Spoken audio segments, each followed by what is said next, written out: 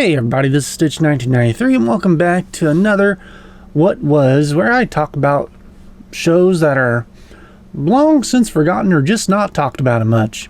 And, well, you ever wanted the show from Toy Story 2 to be an actual show? You know the one, Woody's Roundup. The fictional show that basically says we're Woody, and of course then introduced other characters such as Jessie, Bullseye, and Stinky Pete, was apparently a show that got canceled before it had its last episode. Well, what if I said there was a show that was like that? Kind of. Alright, so let's take a couple steps back here.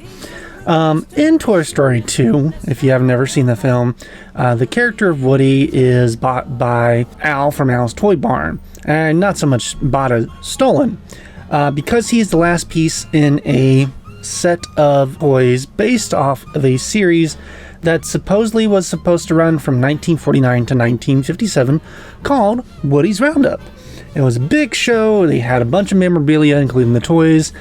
And unfortunately, weirdly enough, like as soon as Sputnik goes up, the show is over. Yeah, I don't know why that is. Like, typically, even back then, shows were filmed, sometimes months in advance, unless it was like a live show, which from the little bit of footage we see in the movie doesn't really appear to be. It looks like it's all a scripted show.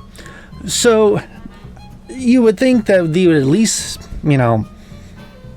put out the last episode. Of course, this was, when this came out, this was the 90s. Probably nowadays, if the movie took place nowadays, or if the show was a real thing, they would eventually have released the full series on some sort of format, and, the biggest seller would be and including the final canceled episode. There, but I digress. So, growing up, I loved just that part of Toy Story 2 mainly. And, God, I wish I was I wish there was a show. I wish they would take that concept and turn it into a real show. But, in the 2010s, while I was digging around on one of the puppeteers that I'll get to in a little bit, I found out there actually kind of was a show. So today I'm going to answer the question, what was Four Feather Falls? Oh, Tugun Tex of Texas is a guy with the straightest deal, but he keeps the law with the fastest draw and a nerve as strong as steel. Oh, Tugun Tex of Texas is a friend who'd never fail, but if you did wrong, wouldn't take him long to clap you right in jail.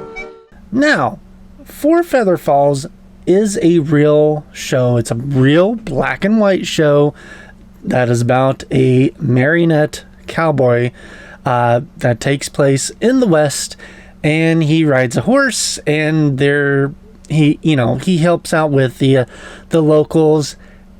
That's about it when it comes to comparisons to Woody's Roundup. The main character is called Sheriff Tex Tucker, and he doesn't look like anything like Woody at all.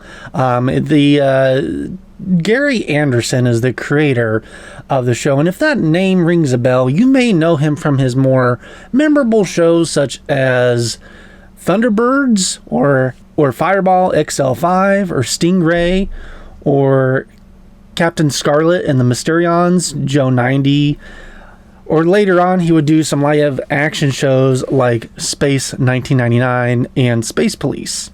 Yeah, this was one of his first shows he ever did, and was one of the more successful ones, and kind of helped him get out of some money troubles that him and his studio were in at the time.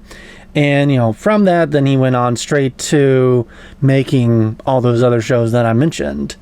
This show did not last long.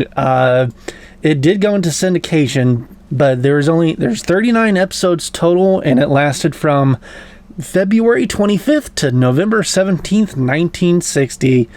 Yep, just about 9 months. But apparently it did get shown on television a lot throughout the 60s and 70s. And then eventually it made its way out on DVD in 2005. Now, like Gary Anderson's other shows, this is a British show. However, you wouldn't really know that based on the voice acting and the location. It is very much a southern Texas themed style show, Western type of show here. But yeah, so this was one of the first shows that used his signature super marionation, which just means that the audio would be recorded ahead of time, and then basically the mouth movement would be like synced up to the voicing, so the people that were puppeteering really could just focus on controlling the puppets and not having to voice them at the same time as well.